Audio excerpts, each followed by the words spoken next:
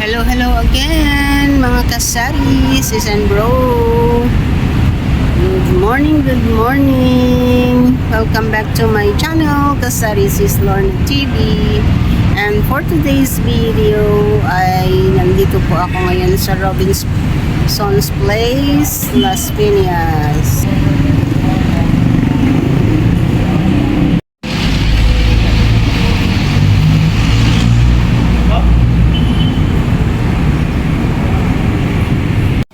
Pupunta ako ngayon sa Pag-ibig Fund Office para magbayad muli ng aking monthly premium at ng aking MP2.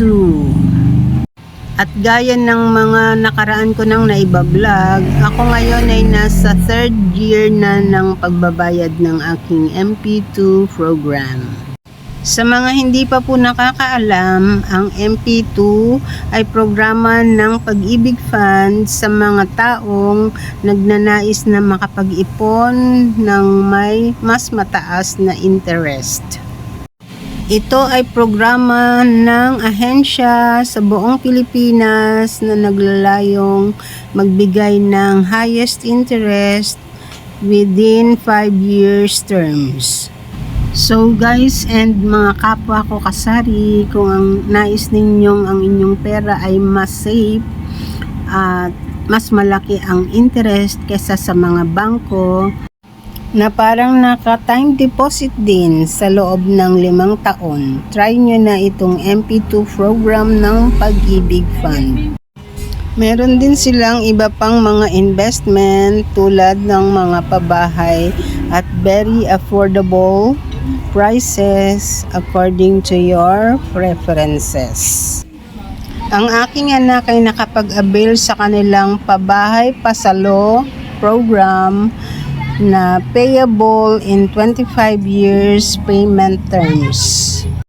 So kung interesado kayo mga guys, mga kasari, ay magsadya lamang kayo sa inyong malapit na Pag-ibig Fund Office at mag-submit ng mga kaukulang documents.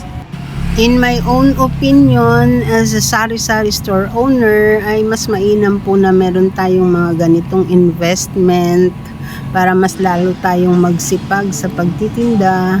And eventually, di natin mapapansin, lumilipas lang ang mga araw at panahon na nakakapag-ipon pala tayo.